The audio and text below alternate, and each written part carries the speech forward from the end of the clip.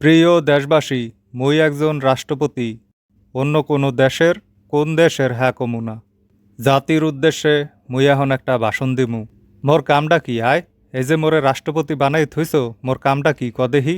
মোর অবস্থা এখন এমন হইছে, সৎ মায়ের সংসারে মা হারা ছেলের মতো। মা গেছে মরিয়া, আই রিপিট, বাগে নাই, মরিয়া গেছে। এখন সৎমা আইছে সংসারে, এখন মুই কি করমু?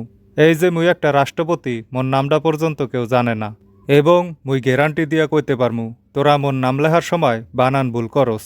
এই যে দেশে এত গন্ডগোল মারামারি হইল, কোন দেশে হ্যাঁ কিন্তু এখনো কই নাই। হেই আর কোনো হানে তোরা মোরে দেখছ? একটা দিন ভাষণ দেওয়া তো দূরে থাক, টিভির সামনেও আহি নেই। কমে থাহি কি করি হ্যাঁ কেউ জানে না।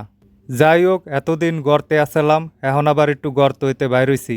এখন জাতির কাছে মোর প্রশ্ন, মোর ভবিষ্যৎটা কি? তোরা মোরে লইয়া কি করতে চাও? আবার কি গর্তে ফিরে যামু? আজগো ভাষণ এই পর্যন্তই। জয় অন্য কোনো দেশের জয়।